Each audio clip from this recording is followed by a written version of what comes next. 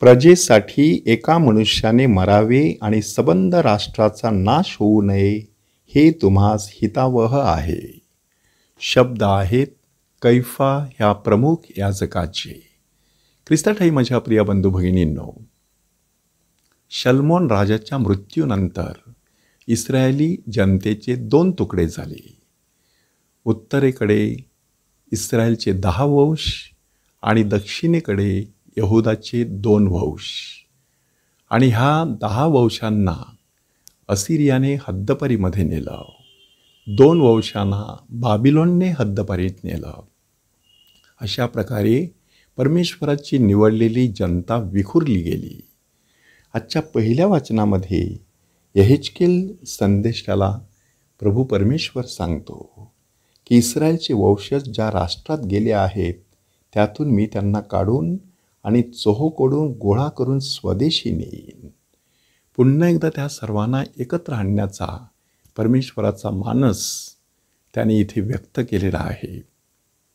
त्याचप्रमाणे शुभवर्तमानामध्ये देखील कैफा नावाचा प्रमुख याजक लोकांना समजून सांगतो की प्रभू येशू ख्रिस्त आपल्या राष्ट्रासाठी मरणार आहे आणि तो केवळ आपल्या राष्ट्रांसाठी नव्हे तर देवाच्या पांगलेल्या मुलांसही जमवून एकत्र करावे ह्याकरिता तो मरणार आहे.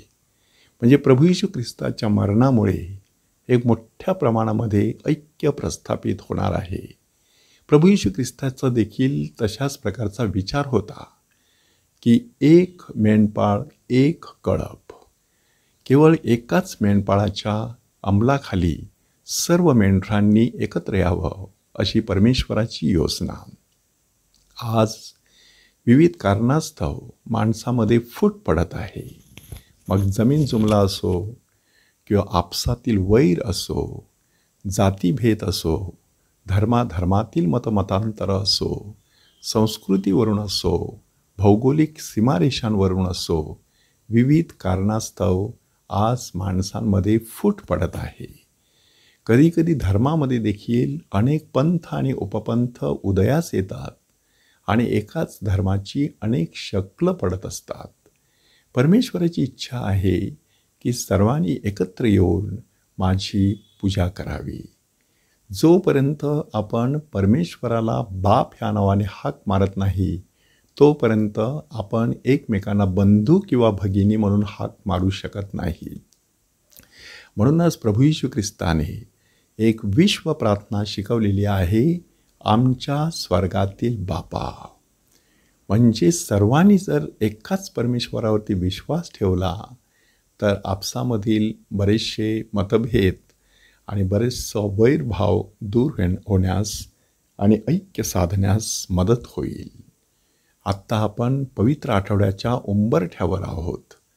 ह्या पवित्र आठवड्यामध्ये प्रभू येशू ख्रिस्ताचं दुःख सहन, मरण आणि पुनरुत्थान हेच रहस्य कळसाला पोचणार आहे. आणि ह्या रहस्यामध्ये देखील महत्त्वाचा विषय आहे की सगळ्या लोकांना एकत्र करण्यासाठी प्रभू येशू ख्रिस्ताचं बलिदान. ह्या दुःख सहनाच्या आठवड्यामध्ये सहभागी होत असताना आपल्या मनातील देखील वैरभाव, द्वेषभाव आणि इतरांना कमी लेखण्याची वृत्ती आणि आपापसामध्ये फूट पडण्याची फुटीरतावादी प्रवृत्ती ह्यांना मूठ माती देऊया.